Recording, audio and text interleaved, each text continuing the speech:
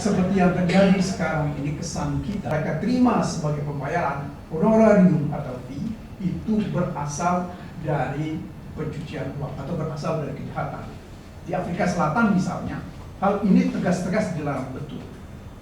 Akan tetapi cukup lama di pemerintahan dan di politik, harta kekayaan mereka itu berasal dari satu kegiatan tertentu, apalagi kegiatan terakhir mereka 4 atau 2022 ya 23, saya tidak ingat persis. Walaupun kita ini dalam undang-undang disebut sebagai penegak hukum, tetapi saya lebih cenderung untuk mengatakan bahwa kita ini adalah petugas pengadilan. Kalau saya tidak keliru istilahnya di Amerika itu seperti itu. Lebih bagus seperti itu kita lihat.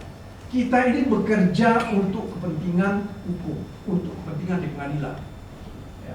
Jadi saya kira sangat tidak tepat dan kita sesalkan betul apa yang dilakukan oleh teman-teman di KPK ini. Saya kira itu dari saya. Terima kasih. Kemarin saya di kontak saudara saya di Costa Rica, terus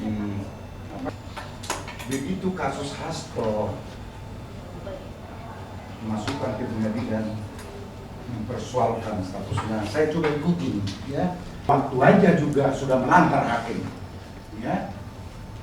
Kita ini kalau saya salah, mohon maaf dikoreksi, hanya 10 hari. Oke, and all tidak dapat diterima, berarti dari segi hukum acara perdata ini mentah kembali, bukan ditolak. Coba kasus suap, ya siap belum putus di sana, sekarang di pengadilan. Salah satu kasus dia halayangnya, waduh bahaya dong. Bisa aja bantuan seseorang diserahkan untuk membangun masjid, gereja, saya nggak ngerti. Padahal begitu banyak narkoba, penyeludupan dan segala macam. Saya pikir saatnya ini kita bersatu advokat, ya, walaupun berbeda-beda. Saya cukup prihatin, saya 8 tahun aktif menjadi pengacara, tapi saya lihat perjalanan. Ya, saya sedih. Itu aja. Ya, menyangkut klaim KPK Pak Magdir itu coba diselesaikan dulu. Dan selama ini kita juga melihat berselesai perkara itu pada pemeriksaan yang lama. Saya juga pernah perhatiin itu. Tapi pada saat momen kasus Pak Hasto ini dilakukan hal-hal yang membuat memframing seolah-olah Febri melakukan hal-hal yang tidak baik dan membawa efek yang tidak baik juga untuk timnya Pak Hasto dan timnya. Oleh karena itu mungkin saya nggak terlalu banyak. Ini saya himbau aja KPK. Berlaku elegan dan gentle. Jangan rendahkan martabat KPK yang selama ini punya reputasi, yang walaupun akhir-akhir ini banyak kritik terhadap KPK, tapi kami mohon jangan lakukan tindakan yang seperti ini yang kita anggap tidak elegan dan tidak gentle, yang merugikan pembelaan terhadap kepentingan klaim Pak Hasto dan tim hukumnya. Saya itu aja yang saya sampaikan. Terima kasih. Menjalankan profesinya menjadi bermasalah. Kalau sudah sebatas pemberitaan, kita sudah menjalankan profesi ini dengan jadi tentu juga mendukung pergerakan ini. Mudah-mudahan juga kita ke depan ini bisa kita lawan bersama, termasuk sekarang kita sudah masuk di persidangan tipikor Jakarta Pusat.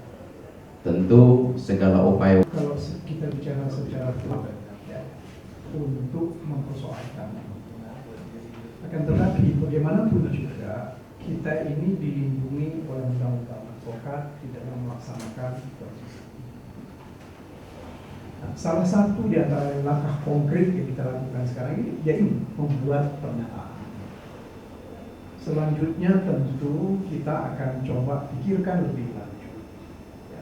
Apakah nanti, karena persoalan kita sekarang ini kan Febri ini masih dalam posisi sebagai saksi. Ya.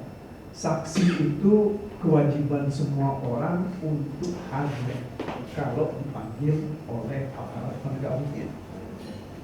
Kalau dia tidak hadir, malah justru ini akan jadi masalah.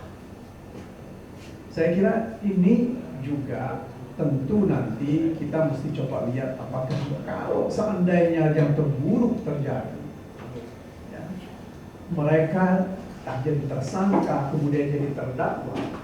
Saya berharap bahwa teman-teman organisasi advokat semua kita harus mendukung dan membela mereka.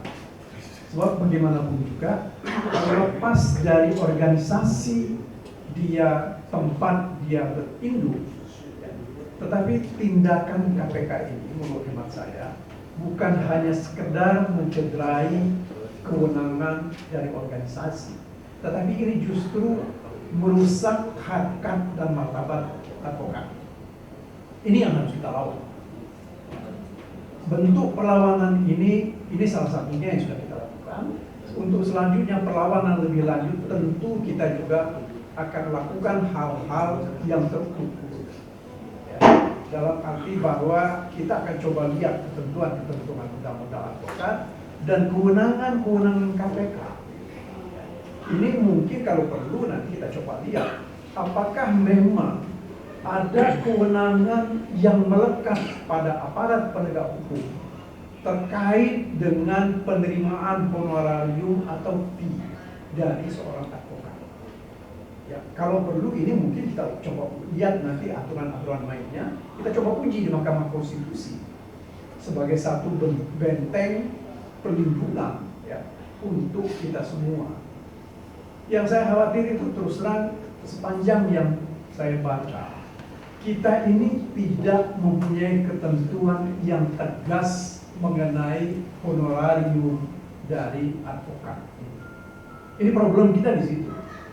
Sehingga kalau ada asumsi bahwa orang menerima honorarium yang berasal dari satu bentuk kejahatan, maka seolah-olah ini adalah pencucian uang. Kan itu kan yang tidak benar. Sementara sekarang ini kita tidak pernah dibuktikan, ya belum pernah dibuktikan sepanjang yang kami tahu bahwa uang yang diterima oleh Febri mereka sebagai honorarium itu berasal dari kejahatan. Nah ini yang jadi problem. Mengapa mereka tiba-tiba seperti itu? Mengapa mereka tiba-tiba memanggil dan memaksakan dengan framing bahwa Febri mereka terima uang dari hasil kejahatan? Ini yang menjadi persoalan kita. Saya kira kita harapkan bahwa mereka tidak meneruskan ini. Ya, tentu kita berharap bahwa mereka harus berhentikan penyidikan terkait dengan perkara penerimaan honorarium yang berasal dari atau merupakan kegiatan terkait dengan money laundering. Saya kira begitu itu yang saya sampaikan. Terima kasih.